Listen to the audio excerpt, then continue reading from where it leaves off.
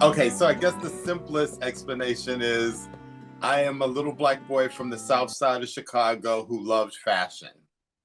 I'm a gay black boy from the south side of Chicago who loved fashion. And at a very early age, I knew I wanted to be a part of it. And by happenstance and through the grace of so many people, I entered that world. At 14, I got my first job in retail, working in a woman's clothing store. I started out as the stock boy, but within a couple of weeks, I was made a full-time salesperson. From there, I was working my way through college and got discovered by a model agent and became a model and launched a somewhat successful modeling career. So you're right, you did see me. I was so blessed to enter fashion in that way. And from there, I ended up a fashion stylist. My first job was a cover in 6 pages for British Vogue with Warwick Saint, the photographer.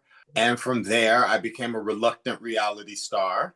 I describe myself as a reluctant reality star because in 2002, I became the first out gay black man to star on a major network reality show when I did season 3 of Big Brother.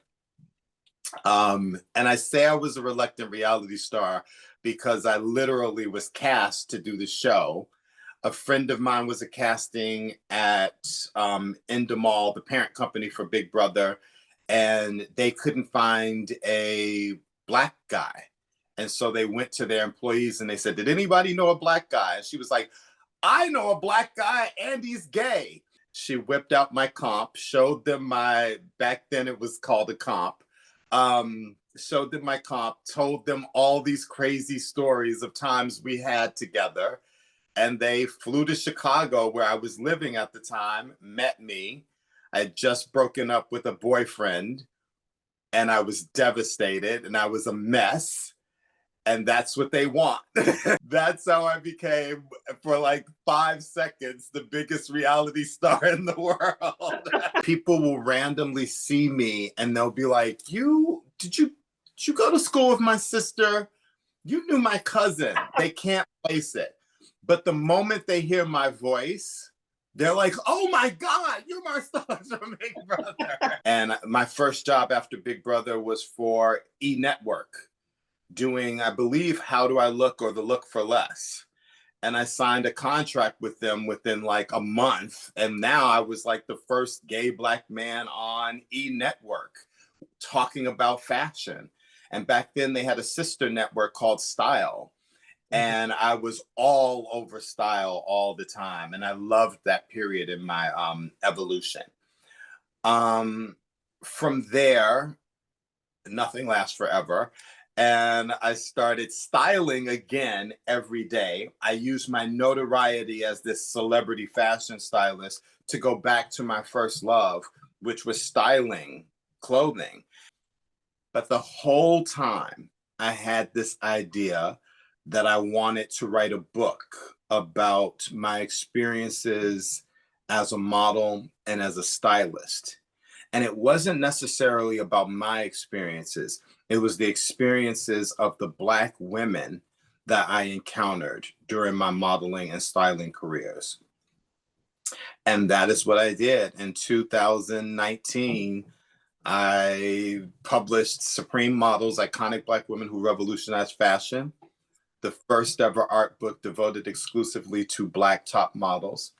And it's an art book. That's a tabletop photography book, oversized, glossy, full page, from photographs from some of the greatest photographers in the world, from Stephen Meisel to Richard Avedon to Gilles Ben-Simon to David Bailey to contemporary stars like Emma Summerton. And there have been other books about Black models.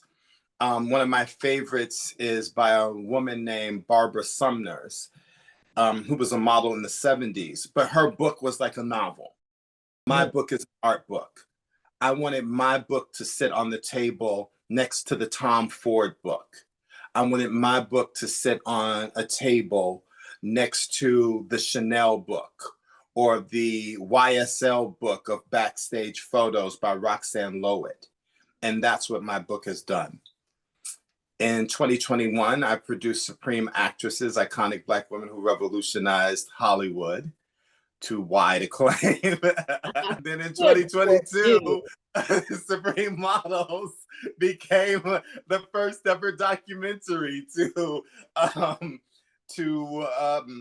tell the story of top Black models, past and present.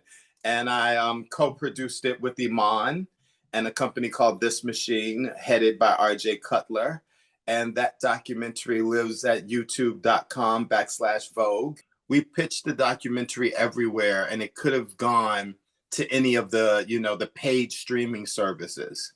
But we both wanted it to live someplace free so that as many people as possible could see these stories of the models in their own voices, of Edward Enninful and Anna Wintour and Zendaya and so many others. Black designers like Sergio Hudson tell their stories as well. What you sort of have to understand about me, and what you sort of have to understand about the books, is that I'm the ultimate fangirl. Like, I am a fan. I'm a fan of fashion. I'm a fan of designers. I'm a fan of photographers, hair and makeup artists, but more than anything, I'm a fan of the model. And so a book like Supreme Models, and being able to interview so many of these iconic women, to hear their stories in their own words, to hear their experiences straight from their mouths, that was like everything.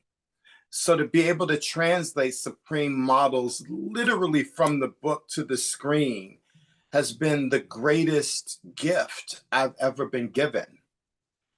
I mean, as a little boy, I was obsessed with Iman.